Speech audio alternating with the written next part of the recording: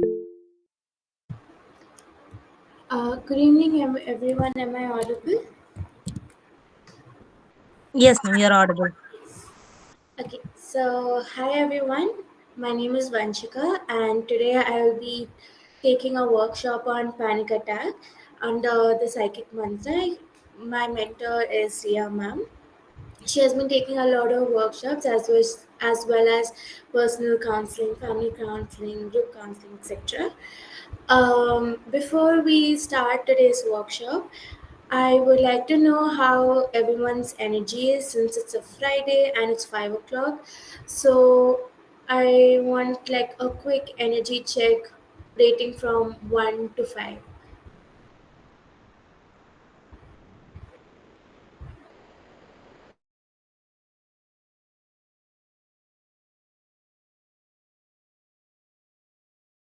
Okay, I got a 7 from Deepthi. What about others?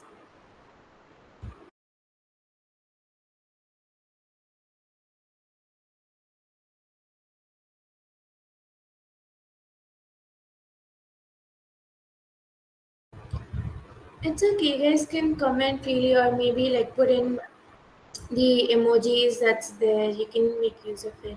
Oh, I see a 8.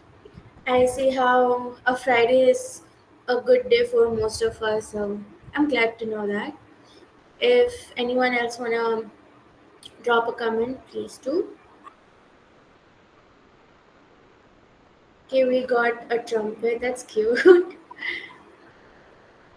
All right. So before we begin, I just want to let you all know that it's going to be very interactive. You'll get a case study, you'll get the clinical applications out of this. The resources will be sent in from a drive, but for if you want those resources, if you want this PPT, the recording for this PPT, because of like technical issues or whatsoever, everything will be given through the resources. And if anyone wants resources, you can purchase the resources along with the certificate. So I just want to let you all make you aware about it. Whatever assessment or any papers that I talk about, everything will again be in those resources. The second thing is that it's a very free platform.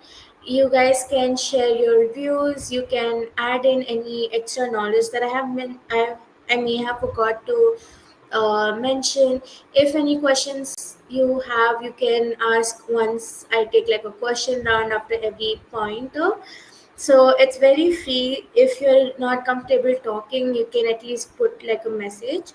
And there will be activities, so I'm looking forward for everyone to take part in it.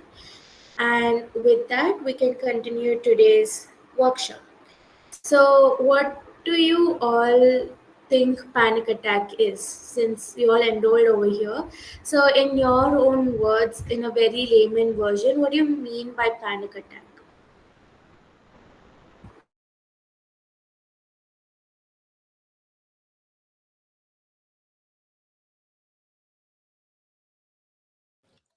Repeat the question again, please.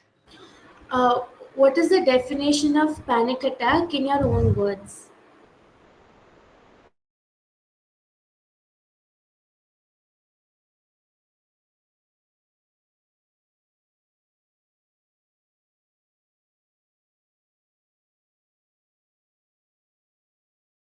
Okay, so someone mentioned a moment when a person feels completely distorted from an anxious situation. Yes, that's one way to put it. Has anyone over here experienced a panic attack? Again, there's a trigger warning because if in case any of y'all are figuring out panic attack or anything like that, I would give a trigger warning that if in case a workshop gets too overwhelming and you do end up feeling anxious, you're free to exit. There's no force to stay throughout. So just letting you all know, if the workshop gets too intense, you are allowed to step out. Okay.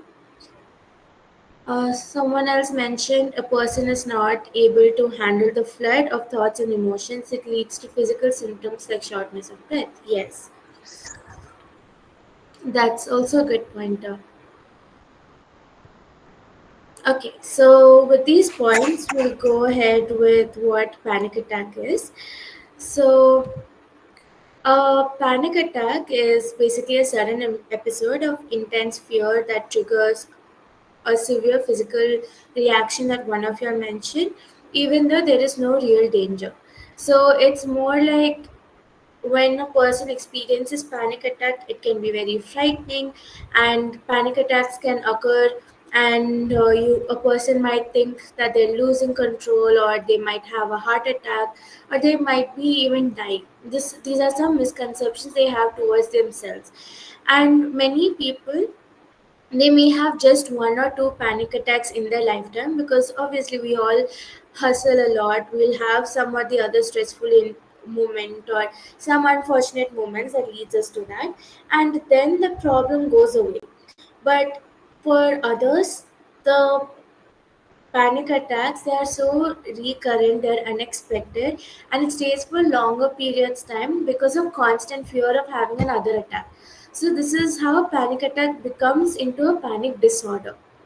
Now we will look into the neurobiology of panic attacks before we try to split into the differences between panic attack and panic disorder and anxiety attack. All right. Along with this topic, I'll show a 2-minute video to help you understand more about the neurobiology of panic attacks in a visual pattern. So, for the neurobiology of panic attack, as we are aware, or some of us are aware of, a panic attack is a sudden and intense wave of fear or discomfort that, like in a peak, it reaches for a good 10 minutes. And we officially mention it as a panic attack when at least 4 out of 13 symptoms that's given in DSM appears to be. So some of these symptoms would be like, if it's, we would have mind symptoms and body symptoms. So our mind symptoms would be fear of dying, feeling disconnected, like derealization or depersonalization, fear of losing control or going crazy. These all are body symptoms, or these all are mind symptoms or psychological symptoms. The physical or body symptoms is like, as one mentioned, heart racing, chest pain, shortness of breath, numbness, trembling, nausea, etc. All these are body symptoms. So when a person is in panic attack, they feel extreme, very real and intense feeling, that even though the body is reacting to a false danger. Now let's try to understand this in a example pattern. Imagine you are driving in a highway. Suddenly, without any warning, you end up experiencing like a rush of fear, rapid heartbeat, dizziness. So it's like a sense of like, something is terrible is going to happen. And in this situation, what happens in your brain is that it activates your amygdala. Amygdala is nothing but the fear center of your brain, where all your fear responses, it comes out of the part of the brain called as amygdala. Now this triggers your emergency system of the body, where if we take the example, where we'll, instead of picturing you in the example, we'll just say a random woman. So she might feel that she's in a life-threatening danger, even though she's physically safe, because at a random moment, suddenly she feels like something is going to be wrong. So then we see that woman trying, like she's very terrified. She pulls over and she waits for that rapid heartbeatness, shortness of breath to like reduce. So let that, letting that episode pass away. So after a few minutes, the panic attack ends because it reaches to a high peak, and then within 10 to 15 minutes it reduces.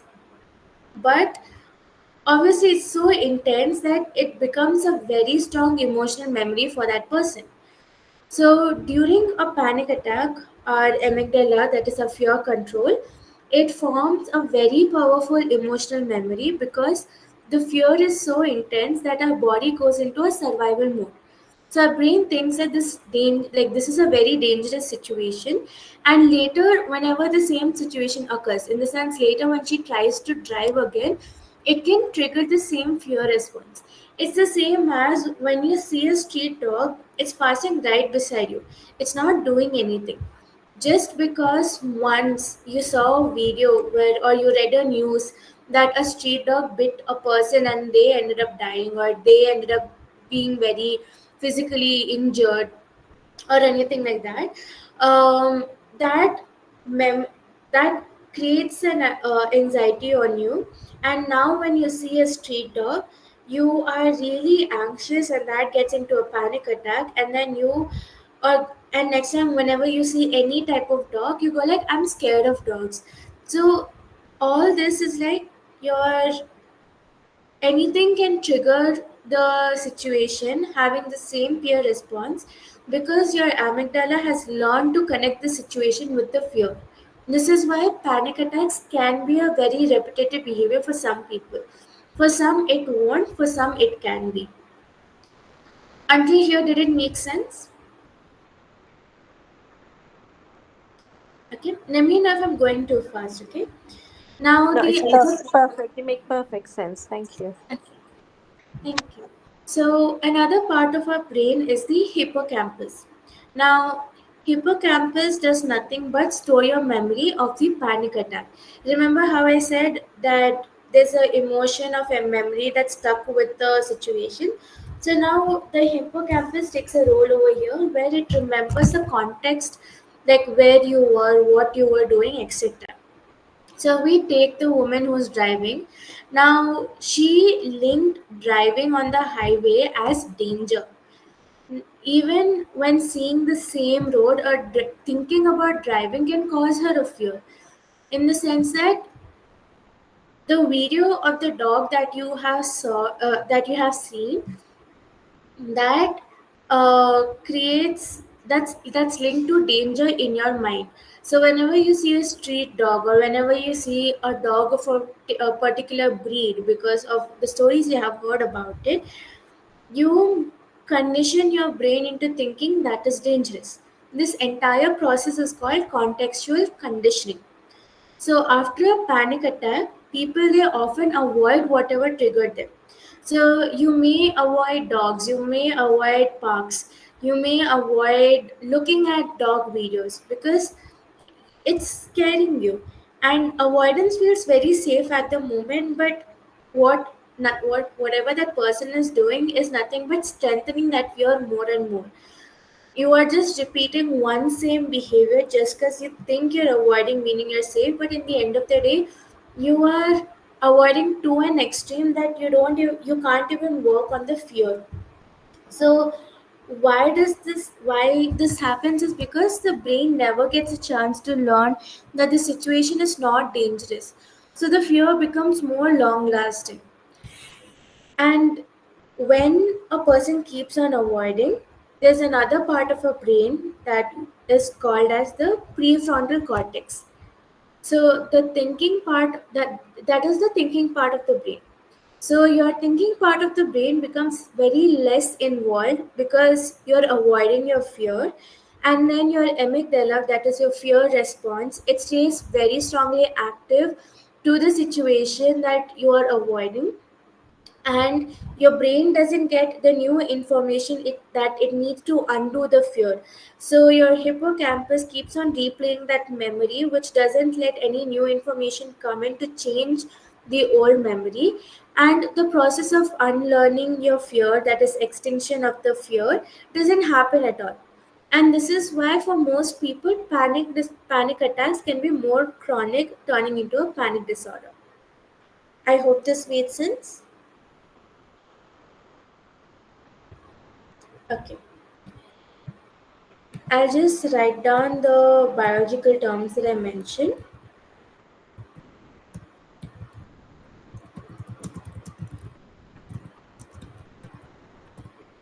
These are the three terms. Amygdala, oh, sorry.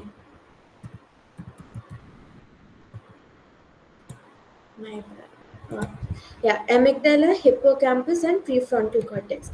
And I'll just show like a short 2-minute video for like a better understanding. Okay, just a minute.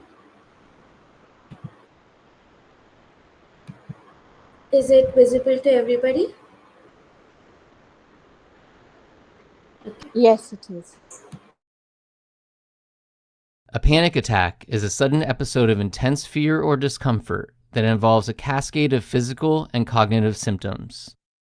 It typically comes on abruptly and reaches its peak intensity within minutes. The neuroscience of panic attacks is an area of active research, but a group of brain structures, sometimes referred to as the fear network, may be involved. The fear network is normally involved in coordinating responses to threats in our environment, but during a panic attack, it can be activated despite the absence of an imminent threat. The fear network includes structures such as the amygdala, anterior cingulate cortex, thalamus, hippocampus, insula, and prefrontal cortex, among others. One pathway by which this network might lead to panic attacks involves the amygdala, which is thought to be important in analyzing incoming sensory information to determine if a threat is present. If a threat is detected, the amygdala communicates with the hypothalamus to activate a fight or flight response and sends signals to brainstem areas to increase respiratory rate and cause norepinephrine release, which increases blood pressure, heart rate, and fearful behaviors. In a panic attack, this all may occur even though no real threat is present. The trigger for a panic attack can vary from person to person and might engage various neural systems. It might, for instance, involve the incomplete prefrontal cortex regulation of fear-generating brain regions. Or it could involve the disruption of interoception, which is a process by which the brain monitors signals from the body. The insula is thought to play a key role in interoception, and misinterpretation of interoceptive signals could cause the brain to mistakenly perceive harmless signals as dangerous.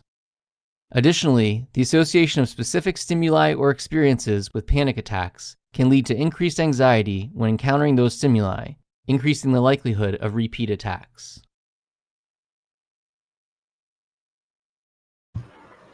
I know there were some terms that weren't added because since we just wanted to know the basic ideology of the whole cycle, if in case you're interested in reading more, then you're free to do that. Like I will be sharing this in the group as well. Wait, I'll just send the link so that if anyone wants to refer to it later on and look into the extra terms, you can.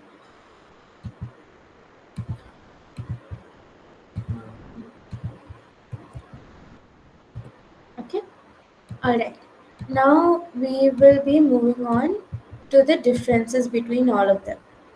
Now we have anxiety attack, we have panic attack, and we have panic disorder. Now, anxiety, panic, and panic disorder, all of these are interrelated as a psychological phenomena, but they do have their own differences depending on their psychological processes, their physiological patterns, and the triggers, the duration between the triggers, and the diagnostic criteria.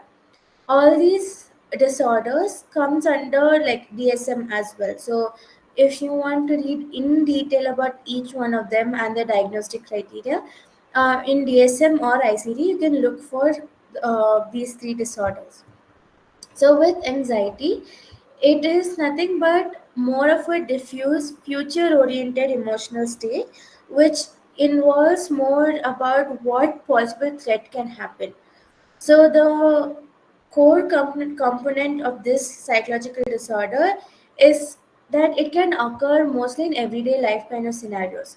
So one cognitive component could be persistent worrying, like what if this happens? What if that happens? How would I know when will it happen? Then the anticipation of threat. For example, you have an exam coming up, you and it's 3 days from now. What will happen if the exam paper is really hard? What if I don't study right now, and what is the chances of me failing in that exam? What is the chances of me sleeping in the exam? So that is your persistent worry and your anticipation of threat. And lastly is difficulty controlling intrusive thoughts, in the sense, do I cheat? Do I just not study and flunk it? Or do I have to like pull an all nighter for 3 4 days and just exist on energy drinks, not eat, not sleep because I don't want to waste time? So these will be a persistent worry, anticipation of threats, difficulty controlling your thoughts. Then comes physiological component. That would be your increased muscle tension, elevated heart rate, gastrointestinal discomfort, somatic hyperarousal. So all of this is more like, when you feel anxious, you feel like all your muscles are contracting, and you're thinking so much about the future that your heart rate is increased. For some people, it's said that they might,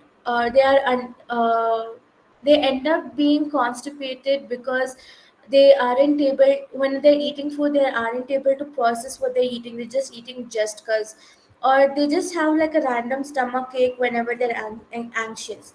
So that's what happened for physiological. Then comes behavioral, which is avoidance, reassurance seeking, over preparation. How I mentioned how a person can prepare for exam, so that's like more of a behavioral component of it. Now, anxiety is very evolutionary adaptive, meaning it's the part of the anxiety response system where a person is prepared for potential threats, because we have something called a survival instinct. However, when it becomes very excessive or very persistent or irrational, that is when it comes with impairment and it meets with the entire criteria of anxiety disorder, like generalized anxiety disorder, social anxiety disorder, etc. And all these disorders, they have their own assessments that a counselor or a psychologist can use to understand if the client has any specific type of anxiety or not. Now, second comes panic attack. So, panic is an acute, time-limited surge of intense fear accompanied by physical sensations. So, it peaks very rapidly, in few minutes, your entire body will be in a flight or flight system. So over here, the sudden onset is that there's no like gradual build up like it happens in anxiety. It just shoots up within seconds. And because of this, what happens is that the person believes in something very catastrophic is happening. In the sense that uh, they end up having like palpitations or shortness of breath, choking sensation, derealization where they feel the world feels very unreal, or depersonalization where they feel very detached from themselves, or they feel like they're losing control, or they are assuming that they might faint or they might die. So in this time, the acute phase usually lasts from 10 to 13 minutes, but some can feel a little longer due to more of cognitive attention towards the trigger. So when it's very situational, like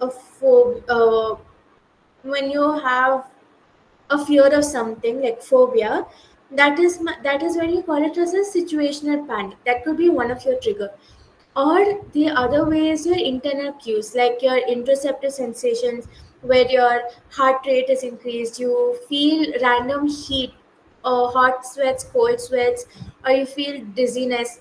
Or like how the example that I gave of a person who's just simply driving, and out of nowhere she felt very dizziness and heart rate being raised up. That is spontaneous, where you don't know what the trigger is and suddenly you're feeling like panicky. Now, I mentioned something called as catastrophic misinterpretation. I will be explaining this one model in detail towards the end of the workshop. But for now, in short, it means nothing but the person misinterprets the body sensation as a danger to a very extreme. Yes, they're like jumping into a conclusion in the sense that let's just say that if someone's heart rate is increasing a lot, they would just go like, I have a heart attack. If a person goes like, another way is that where your bodily sensations become conditioned to signals of danger through repeated pairing with fear. So when you repeatedly keep on seeing dogs, you keep on pairing it that I feel very anxious when I see a dog. I feel very panicky when see a dog. I cannot deal with dogs. I have a phobia of dogs. It's just very scary. So you're conditioning yourself and your brain to a point that in the end of the day, you see a dog, immediately you will feel panic. That's what panic is. Then comes panic disorder. Now, panic disorder is a clinical anxiety disorder marked by the recurrent and unexpected panic attacks, persistent worry about additional attacks, maladaptive behavior, the changes like avoidance of the triggering situations or your own bodily sensations. So all these symptoms they must cause like a very significant distress or impairment in social, occupational, or other important areas. Now, when a person is like after they experience an unexpected panic attack, people they tend to develop anticipatory anxiety in the sense fear of having another anxiety or a interoceptive avoidance where they feel that by avoiding activities that raise their heart rate kind of way. So this leads to them to have a self-reinforcing loop in the sense that they have a sensation, then there's a misinterpretation as a danger, they get panicked, and that heightens the panic and more frequent attacks comes.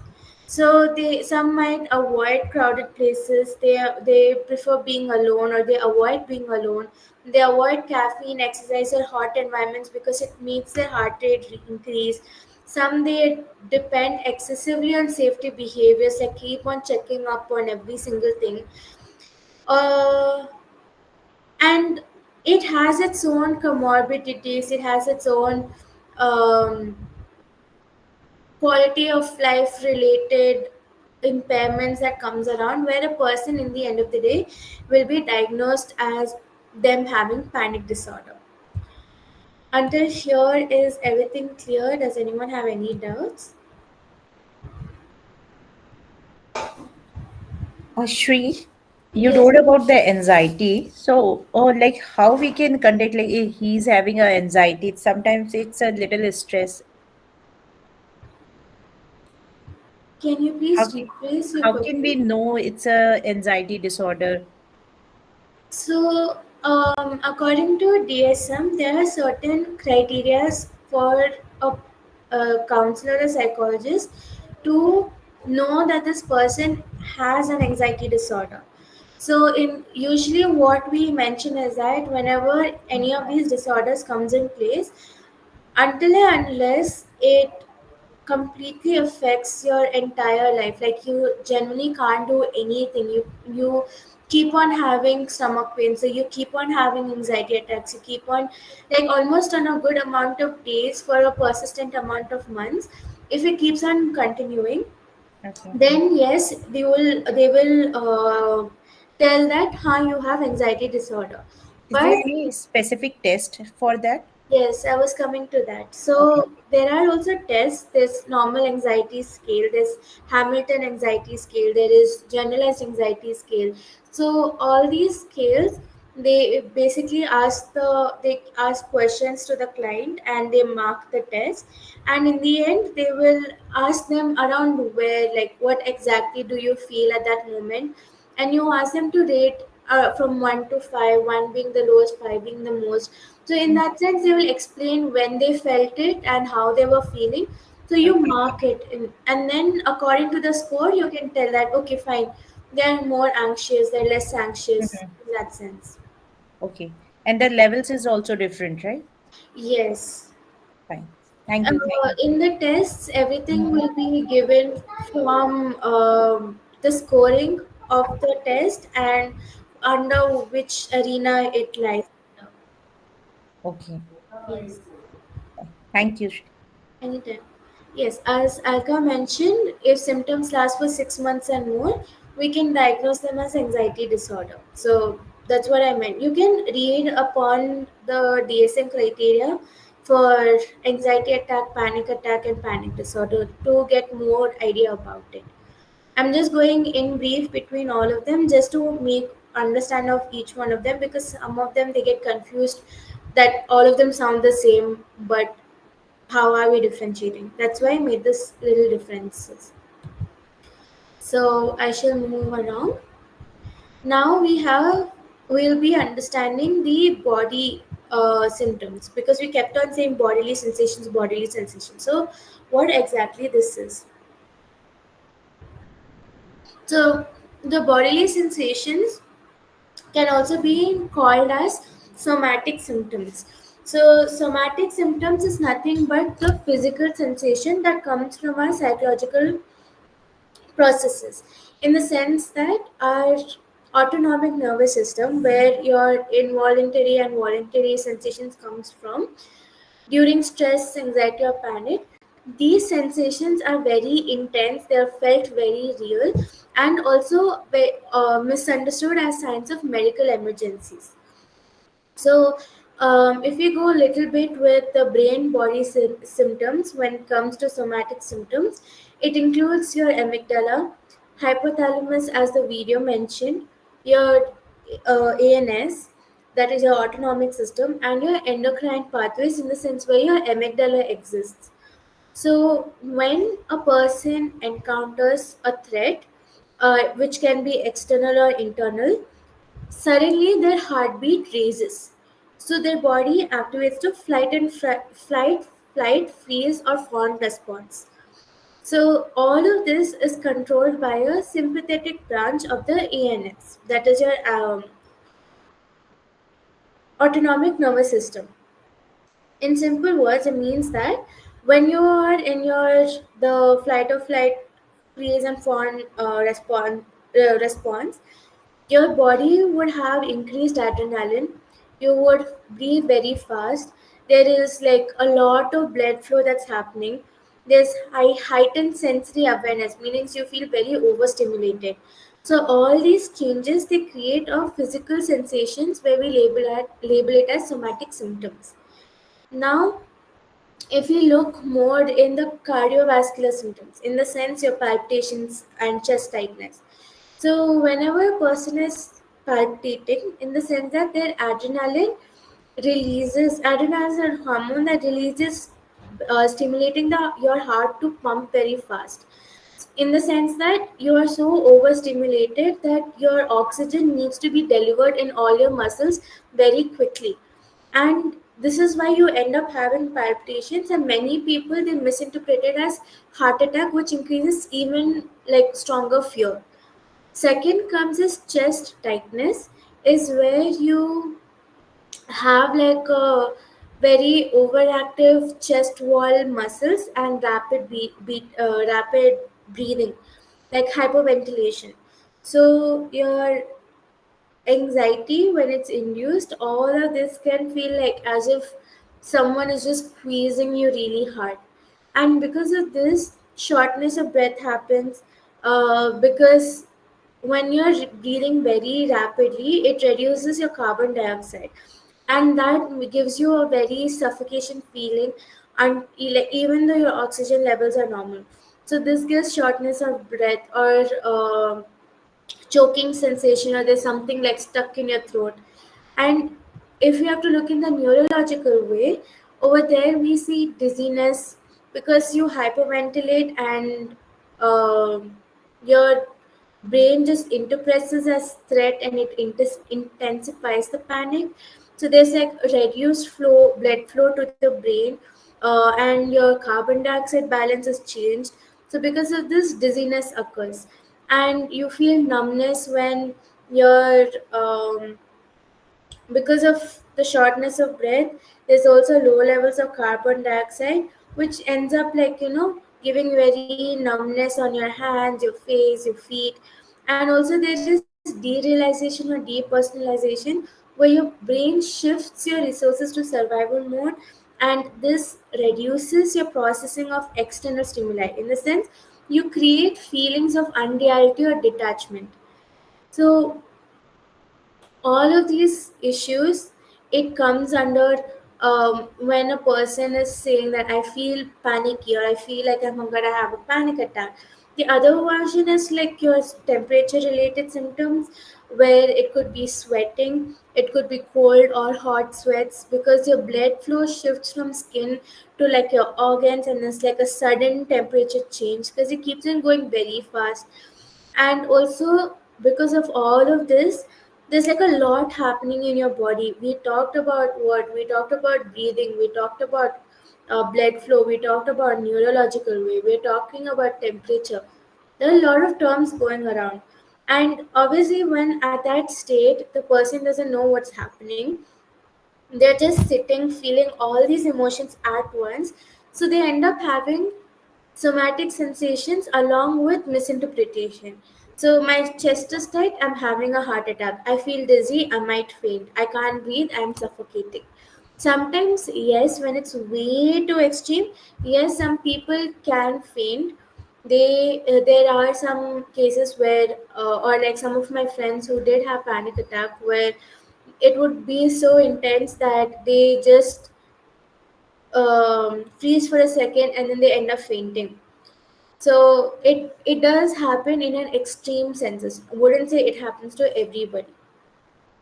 So when does somatic symptoms exactly becomes a disorder is again how I mentioned for the three types of disorders. Even for this, when it persists for months, when there is excessive health anxiety, when they lead to doctor visits a lot because of saying like, I feel like this almost these many days or these many weeks, it affects the daily functioning, etc. So somatic symptoms, they are normally bodily reactions that is caused because of fear and misinterpretations. So this is what our somatic symptom breakdown would look like. Was it too many words, or would you like me to explain it even more shorter or in simpler words?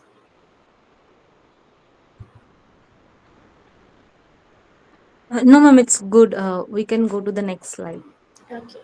So now I would like I kind of need one or two volunteers because it's going to be an activity.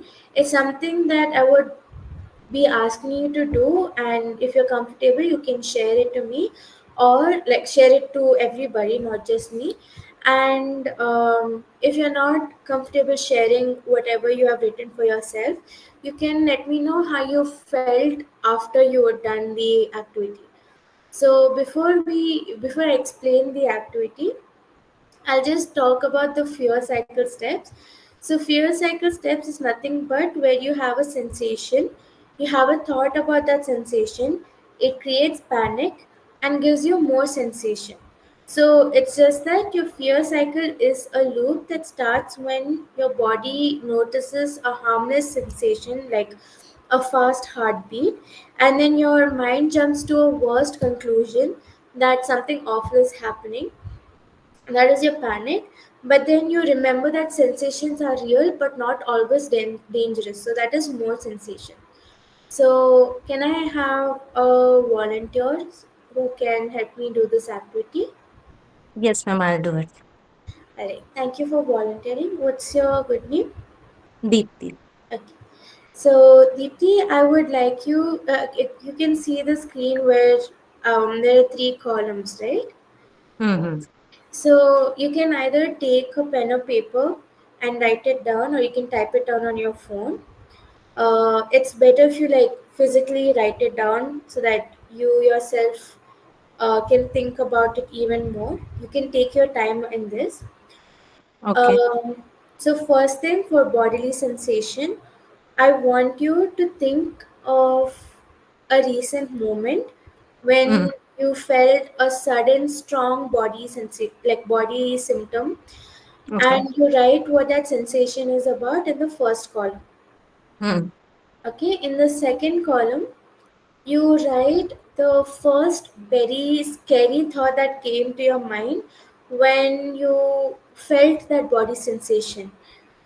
like you shouldn't be thinking what you felt. It's just like the gut sensation that you had at that moment, your first thought, without thinking what did you think, like okay, I am breathing fast, I might have a heart attack. So in that sense, what was your first scary thought when you felt that bodily sensation? And then I would want you to create a realistic, more of a reassuring alternative thought for the bodily sensation that you felt. I hope that it made sense. Yeah, yeah. Okay. Before you begin with this activity, I would want you to take like a deep, long breath and take as much time as you can. And can let us know when you're done with it. Is that Okay. Yes, yes, of course.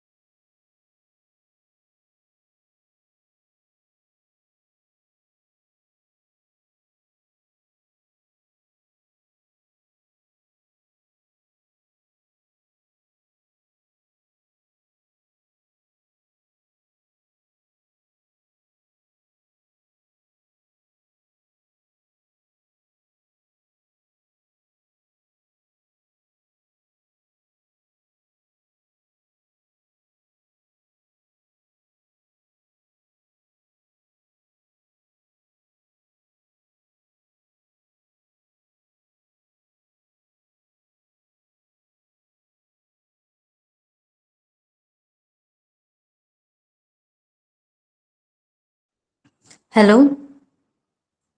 yes, ma'am? Okay, so the bodily sensation I had at that time, dizziness was there, little bit body shaking means everything seems little bit means blur and all that. And I was taking, heavy breaths also, not deep but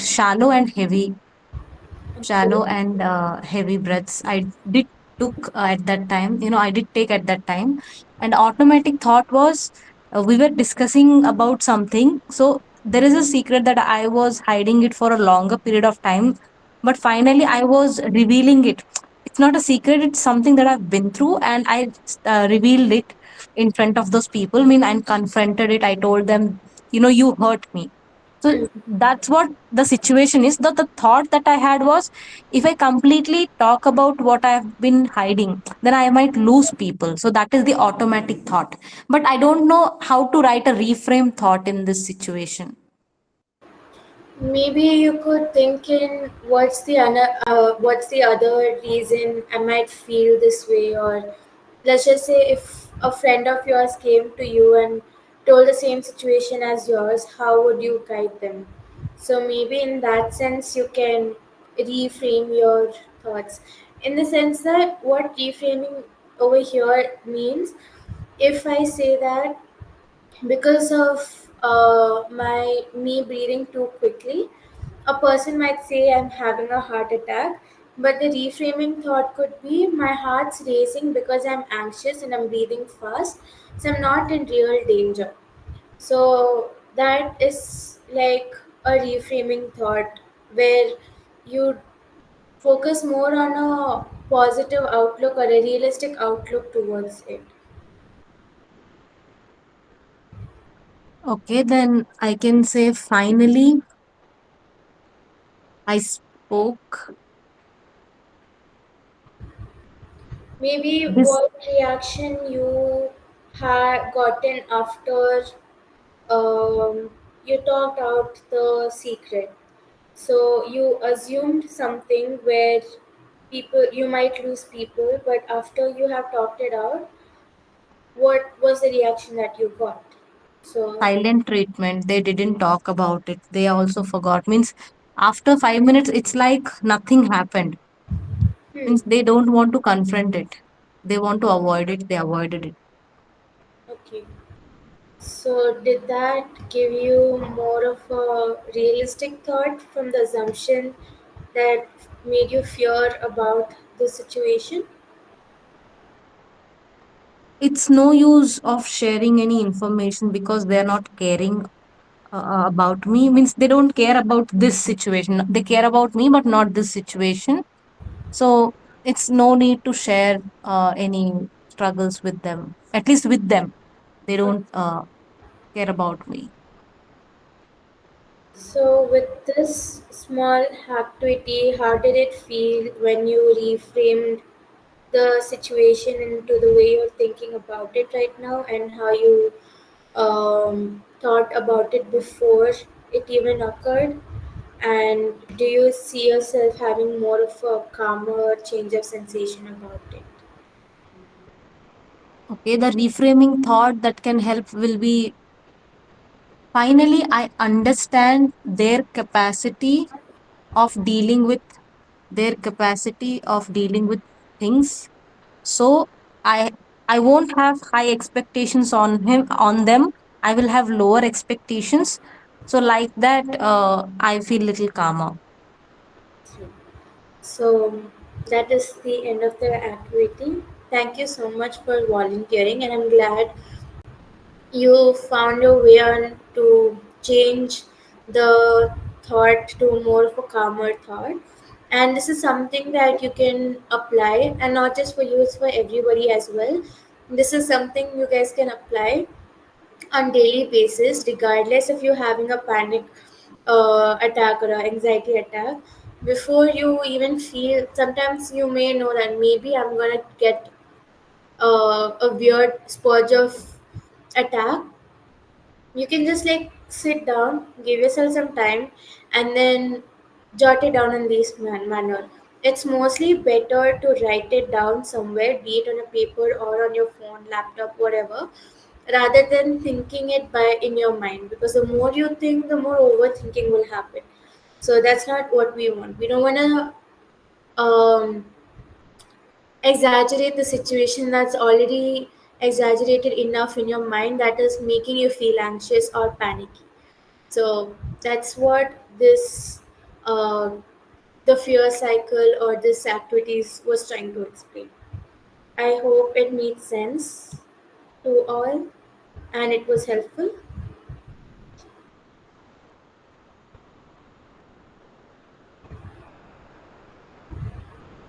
Am I audible?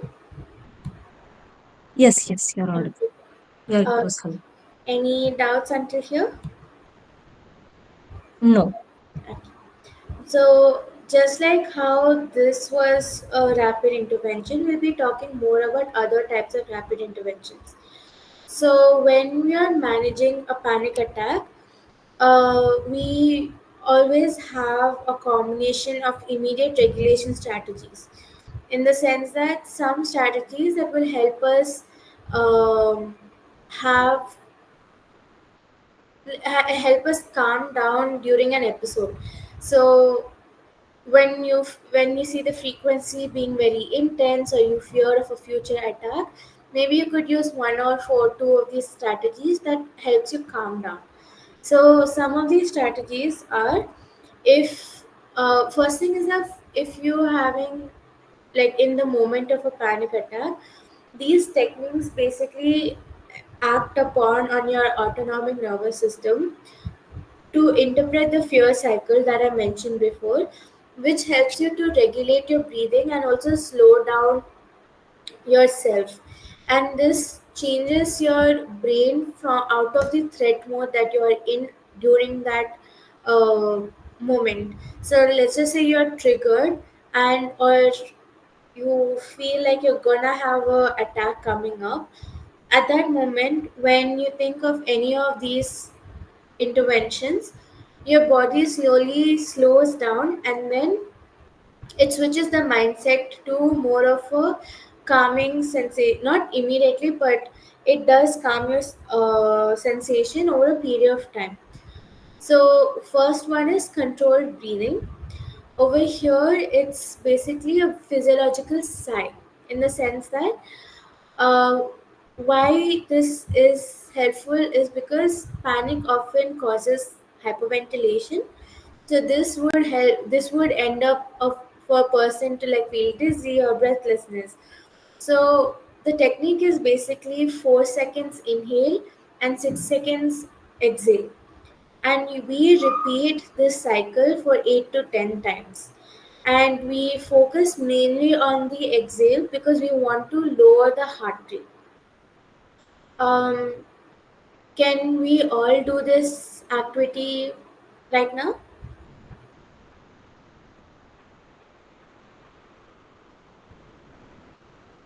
Because we've been talking a lot about our body sensations, that our body might be reacting to those sensations. So, can we all take a moment and do this activity if that's okay?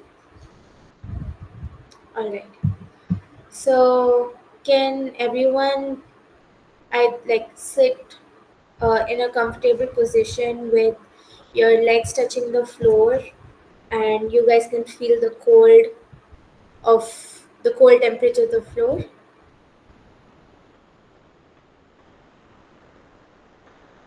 Okay. Now I would like you all to first breathe normally,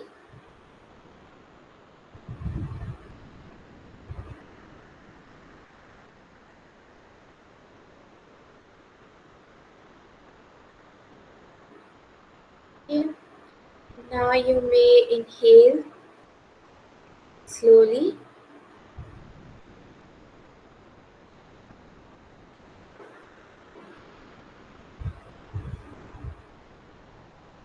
and slowly exhale it out.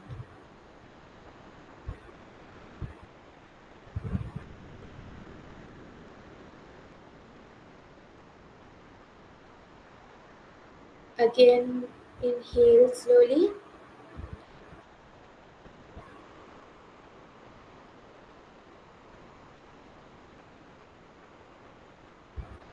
and slowly exhale it out.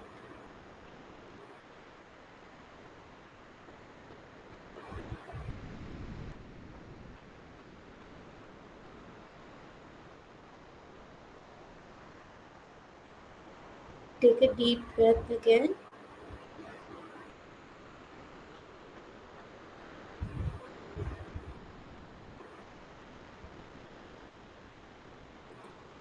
and slowly breathe out.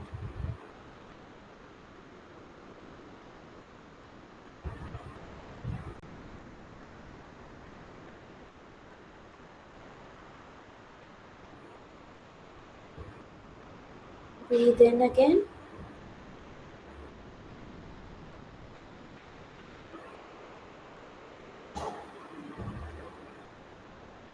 and breathe out slowly.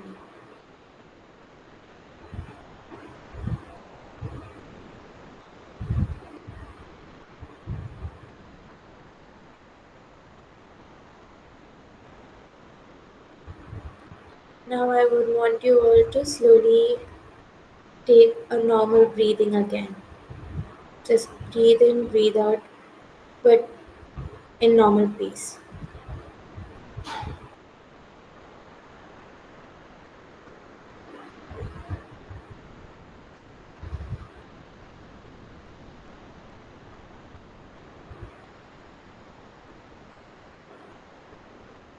Okay. Now I would like you all to open your eyes.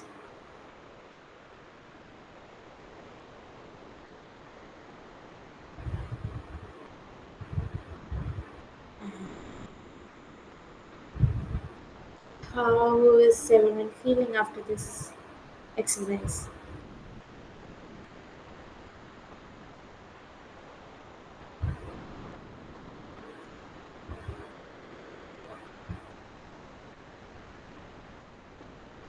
How do you feel after doing this exercise?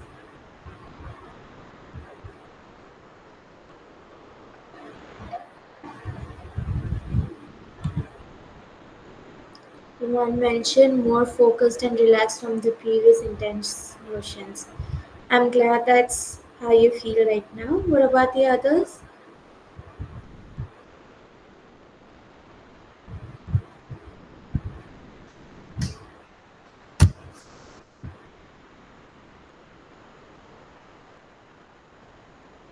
Okay, it's all right. So this activity is something that you can do. Again, just in general, just to get yourself to the moment or slow yourself down. It's like giving a big sigh where something is happening and you just like you do that sigh, right? So in that sense itself, but more of a slower pace is what controlled breathing is. Second activity technique could be grounding techniques, that is 5 4 3 2 1 method or sensory orientation. So why this technique basically works is that when panic floods the brain, your attention narrows to internal sensations. So the grounding redirects the attention outward to break catastrophic thinking. In the sense, when a person is in panic and then they are slowly like regulating, and or to like help them distract a little bit, we ask them to tell 5 things they can see, 4 things that they can touch, 3 things that they can hear, 2 things that they can smell, and 1 thing that they can taste, and they need to interpret this out loud as loudly as they can. And third one is a cognitive reframing, where all the misinterpretations that we kept on talking about, it fuels your panic, right? So labeling and reinterpreting these sensations reduces your brain's threat response. Basically, if you say that this anxiety is not danger, my body is flooding with a lot of um, sensations that it will pass away within few minutes. So when you replace your fear thoughts with factual explanations, it helps your body to calm down a little bit.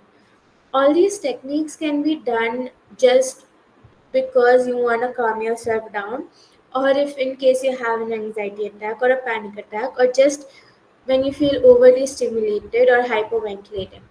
And the last one is splash of cold water in your face. So basically what happens when you suddenly splash of water on your face, there's like a sudden reflex action that happens that your heart rate slows down, and it slows down your nervous system as well. So, the other way is that you can take something cold and put it on your cheeks, your forehead, your eyes, just for like good 10 to 20 seconds or even more, depending on how effective it is, and where until you are like breathing slowly. So I hope these techniques made sense.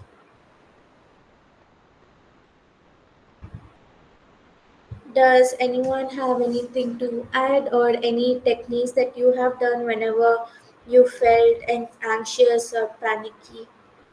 Anyone wants to share?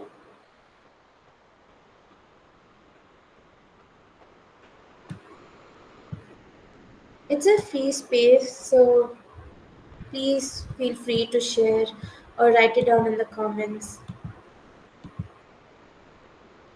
Is the workshop boring, guys?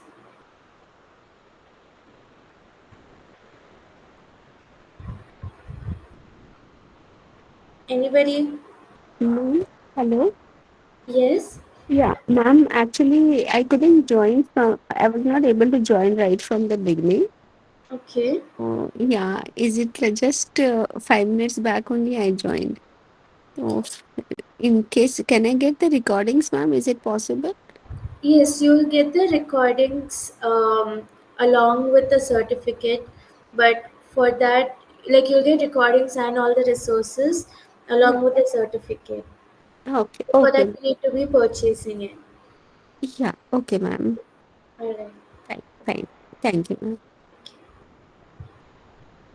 Alright, so I'll just move on to the last topic, and then we'll have a case study after this.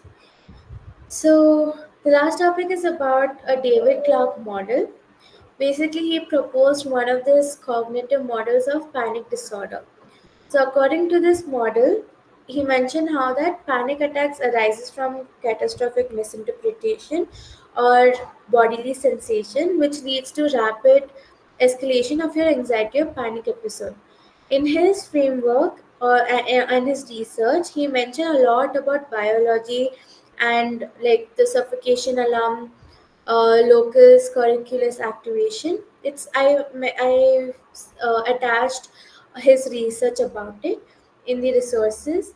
along with the cognitive behavioral understanding of how these thoughts shape your physiological responses. So, the Clark's theory had three central assumptions. First one was bodily sensations that we have talked until now about having, like, when you misinterpret a physical sensation. Can anyone recap on that? Because we kept on talking a lot about this. So, what do you mean by bodily sensations being misinterpreted?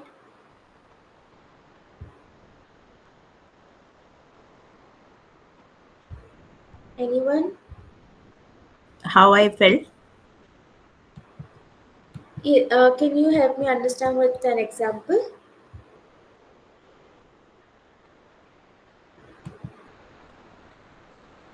How I am feeling right now. And how would you misinterpret that?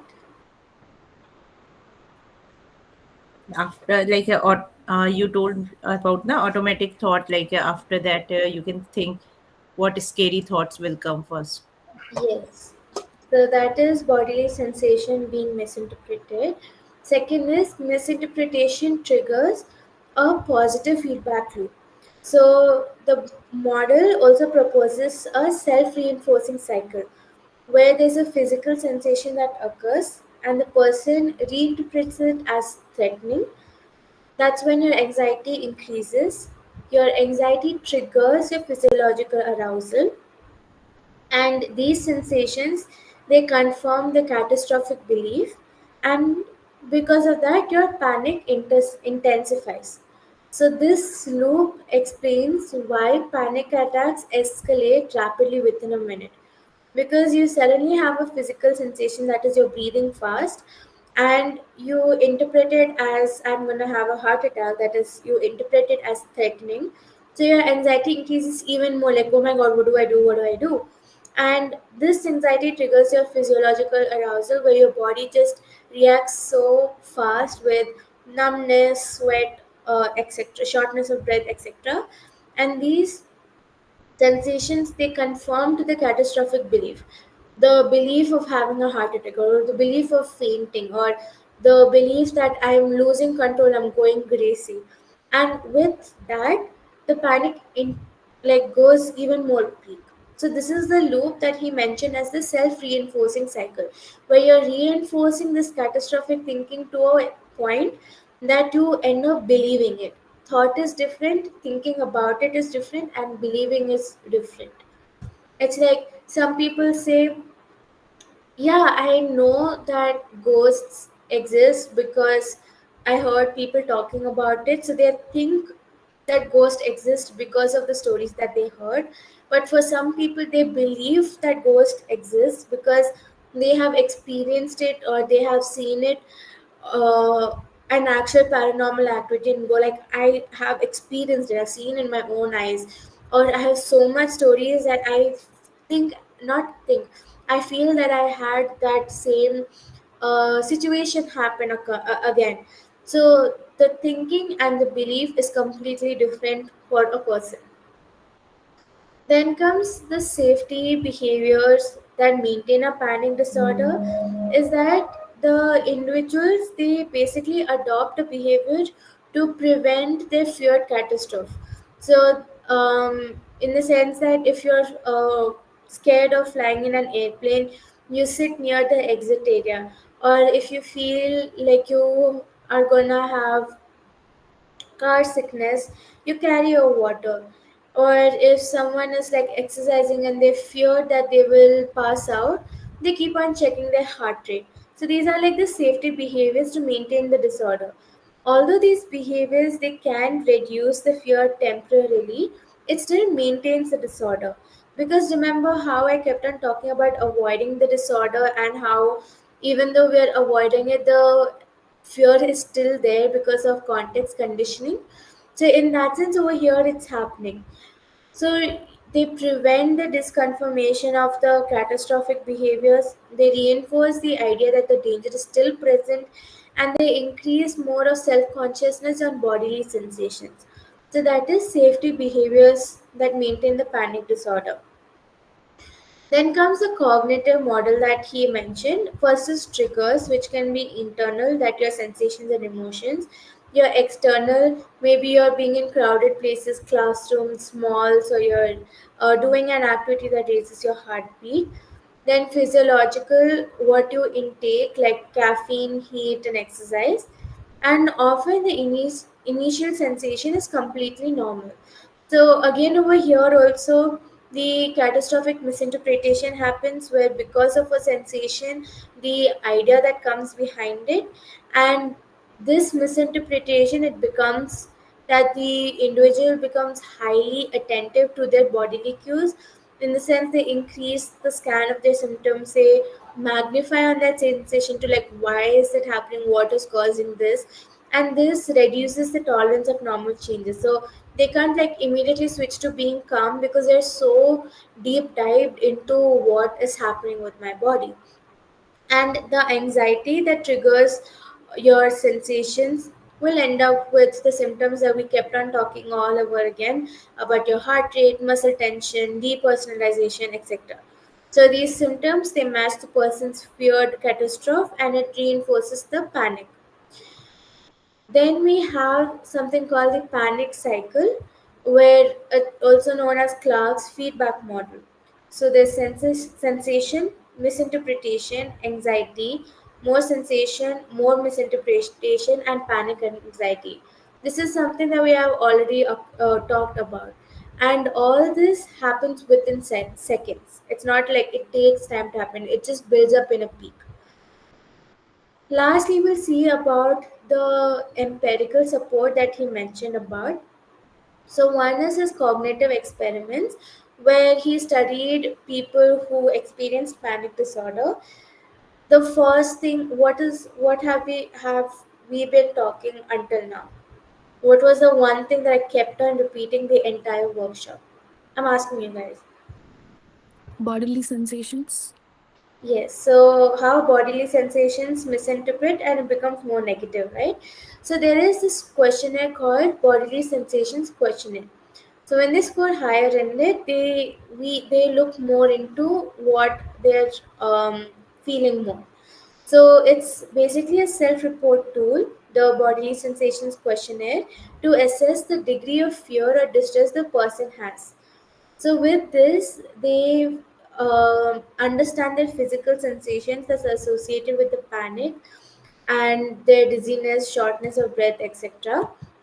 And in this context of panic disorder, the bodily sensation questionnaire is like commonly used because it identifies which sensation a person takes in is threatening, and to what extent it provokes their anxiety.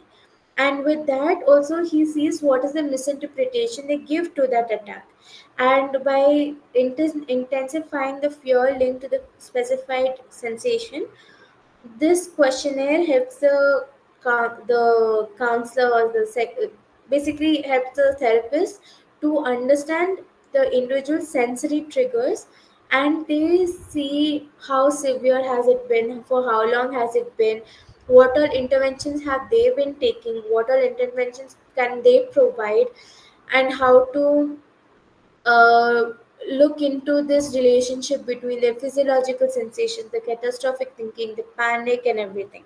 So, this is what the bodily sensation questionnaire does. Then comes something called as interceptive exposure studies. So, it's nothing but where the in you deliberately involve in the bodily sensations that gives a panic disorder, typically fear. So the dizziness from spinning, shortness of breath from hyperventilation, or the heart palpitations from mild exercise.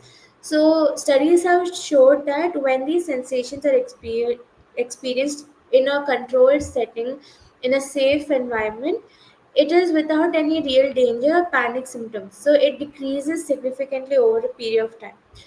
So in Clark's model, he was showing that it is not the bodily sensation themselves that causes a panic, but along with the misinterpretations of them. So the repeated exposure that individuals learned that these sensations are not threatening breaks the cycle of the anxiety and panic is what interceptive exposures are. And then we come to the last thing that he talks about is the treatment out of all these studies that he mentioned. So one big like one theory that we're all are aware of is CBT, that is the cognitive behavioral therapy. Well, can someone help me understand what cognitive behavioral therapy is about?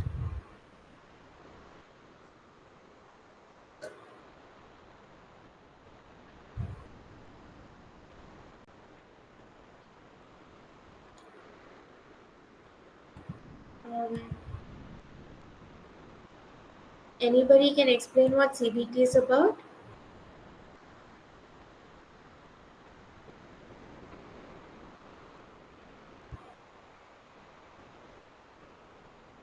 Okay.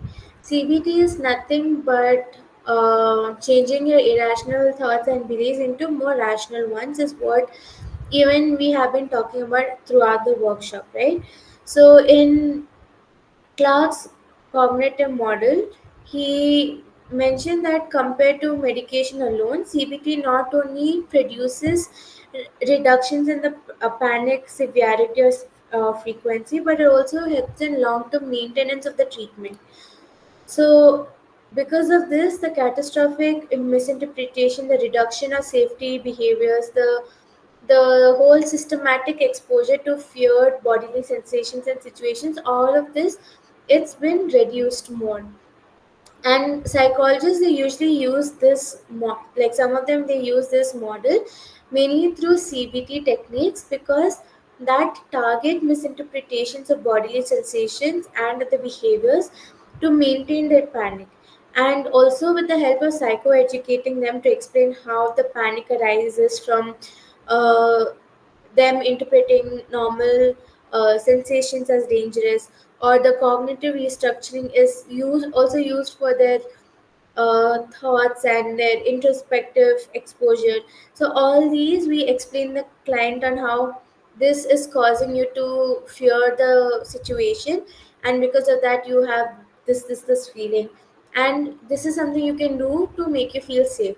So this is what a therapist does to help them out, to basically reduce the safety behavior, mainly like to avoid or constant self monitoring, situational exposure, and ask them to try to face that environment rather than avoiding it. So with these strategies being worked together, the client can break the whole panic cycle and promote more of a long term recovery. Did this make sense?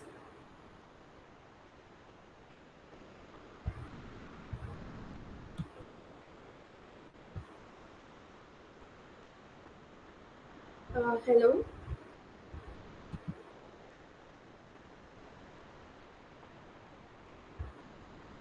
am I audible? Okay. Does anyone have any doubts?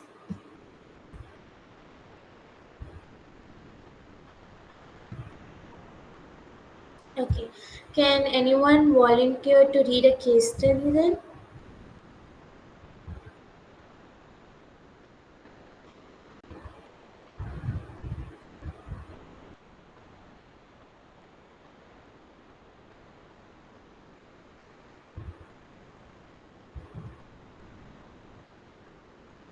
Anybody?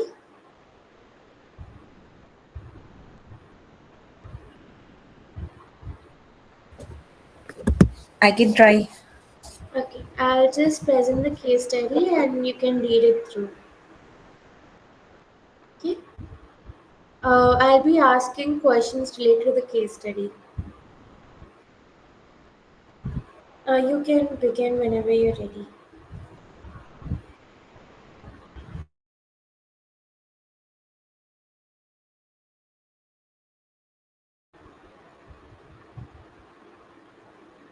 Uh, are you willing to read the case study?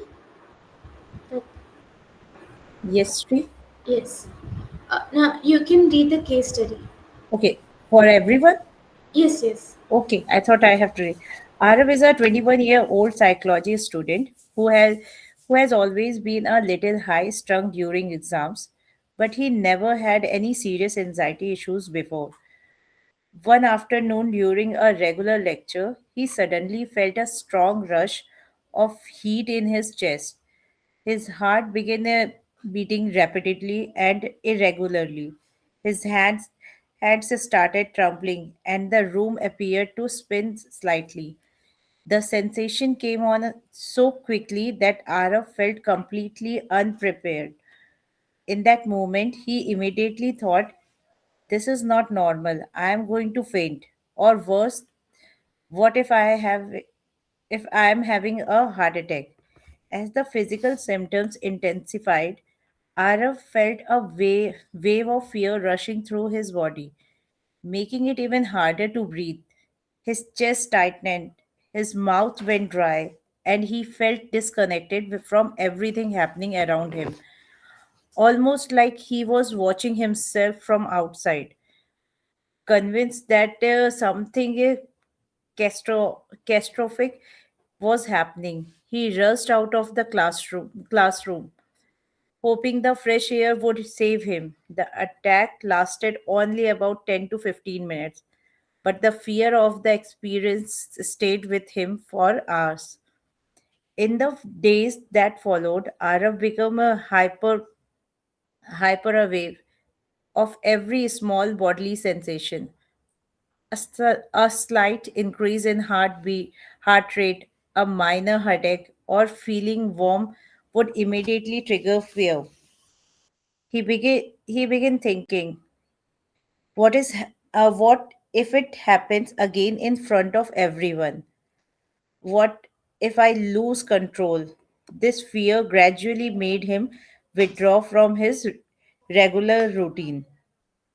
Or Arav started avoiding lectures, especially morning when he felt most anxious, not sitting in crowded classrooms, preferring the back or near the door where he felt he could escape, avoiding malls, buses, lifts, and social gathering, constantly checking his pulses or breathing, Googling symptoms, which increased his fear, stopping caffeine, thinking it might be trigger another episode, sleeping poorly because he stayed alert for any bodily changes.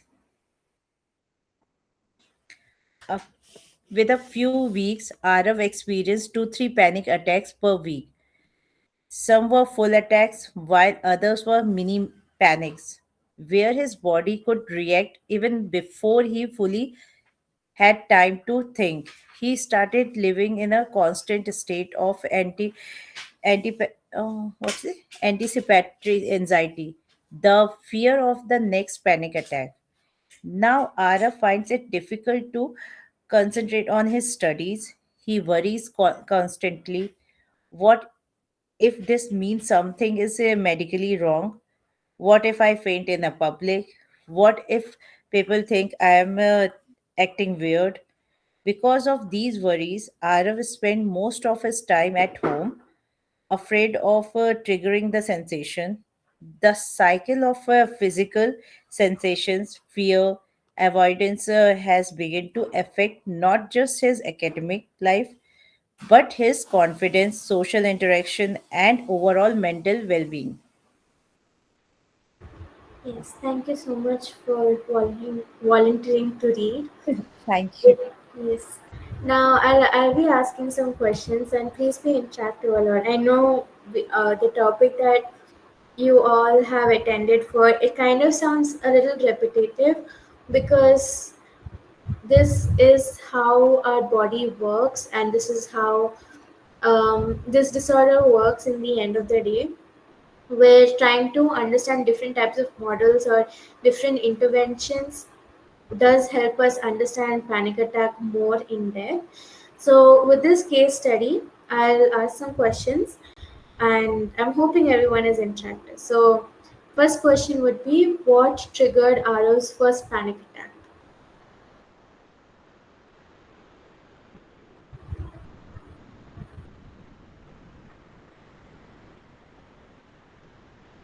Physical appearance like a mouth dry, chest tightening, and discomfort, shivering. So he just went. just escape from the class. Yeah, so with that, we got to know that his first attack was in class. Mhm. And as you mentioned, the physical symptoms that he felt was the mouth drying and everything.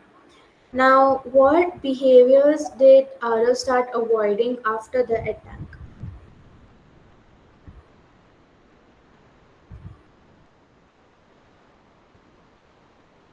Sitting in the crowded classrooms, sitting near the window. Yes, so malls out, going Social out, sitting gatherings. Yeah. yes, all the answers are right. So he stopped attending lectures, crowded spaces. He even stopped drinking caffeine when one of the areas they mentioned. So he was just fearing that it could bring back the sensations.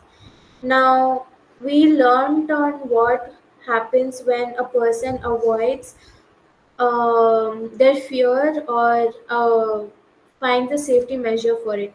So in Arav's case, can you help me understand on how does avoidance make his panic disorder worse?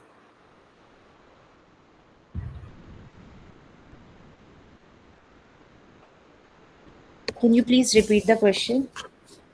I was asking if you could help me understand how does avoiding certain behaviors make his disorder worse?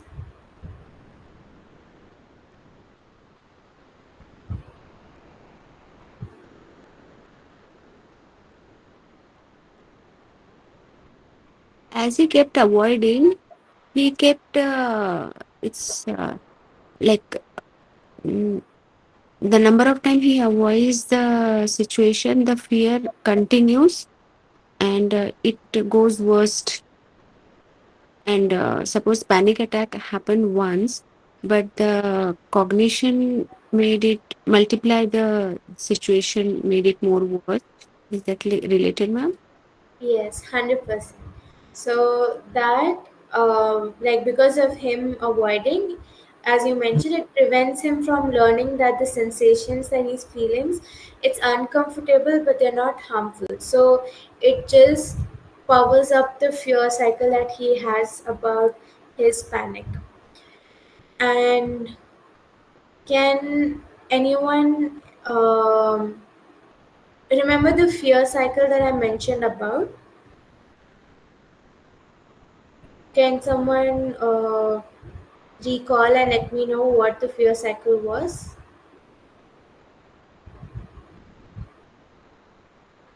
so that I can ask the next question related to that?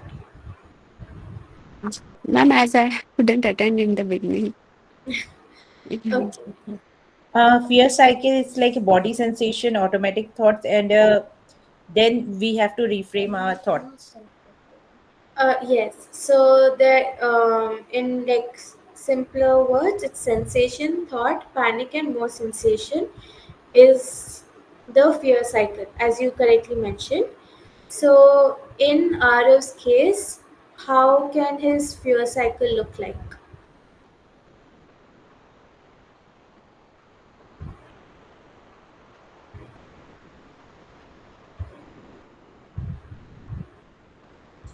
Can we say like triggers and body sensations, then catastrophic interpretation of his fears and everything around him, and then maybe anxiety is increasing based on it?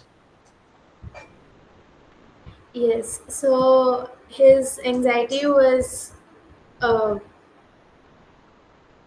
what do you say? Yes. So his anxiety came from class, and he had the fear that he might faint or he might die. So that would be his fear cycle coming out from there, where first the sensation was the whole mouth dryness and feeling worse or can't breathe.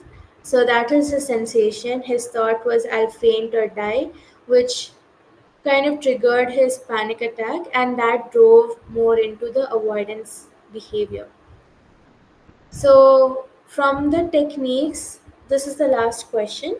From the techniques that we have learned, what technique can we suggest, Arav?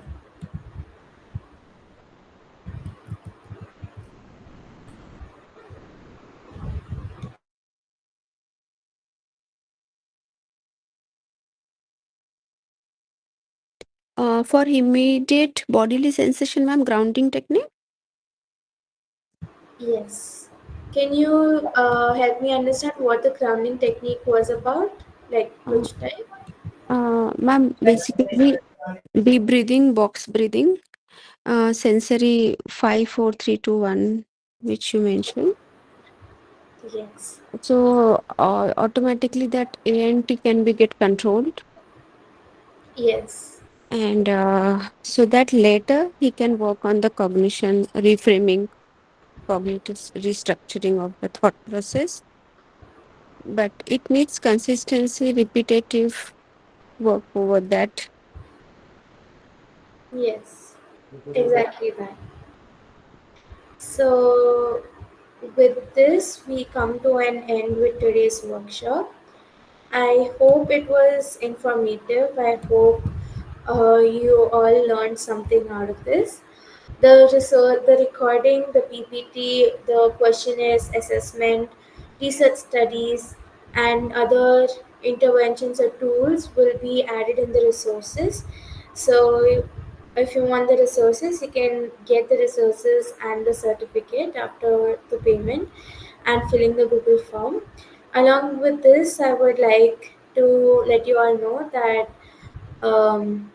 this coming Wednesday will be taking Ria ma'am will be taking a workshop on queer affirmative therapy. So if anyone is interested in that, can join that session. And on coming Friday, Thursday, Friday, Saturday, there'll be a 3-day crash course on neuropsychology and neurocounseling, where you'll get an understanding of both the topics more in a little detail but also in a basic version. And whoever's interested, you are free to come for those workshops. Does anyone have any doubts, any feedback, any questions to ask?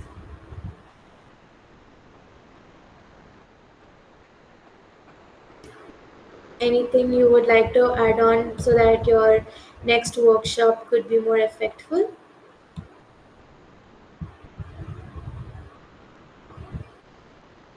Okay, I'm hoping there's nothing. If anyone wants to have, let me know any feedback, you can definitely write it uh, down in the group chat or message me personally. And with Yeah. that, Thank you, ma'am. Thank you. I think I need to go through before that. All this. yes. Yeah. Thank you, ma'am. Okay. Thank you so much, and I Thank hope you, you ma'am. have a nice day. Basic session related to basic concepts in psychology based on discussions between us all. Can you rephrase? Are you asking something or are you letting me know something?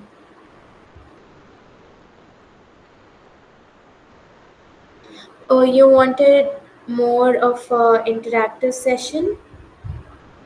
Is that what you were asking? Okay, next time I shall try to have more of a interactive session. Thank you so much for the feedback. But would you also want a basic psychology concepts workshop or like a crash course kind of thing? Okay. I will let ma'am know and we will plan something accordingly so that we'll have a workshop or a crash course on just basics of psychology, the theories or the the how the structure goes and everything. Whoever's new to the field or want to pursue psychology would like to know what psychology is. So I shall look into it and I will make sure that it will be a very interactive session. For now, if you're interested, you can come for the neuropsychology and neurocounseling work crash course that will be happening very soon. If you want to know what it is about. And anything else? Do you all like today's workshop?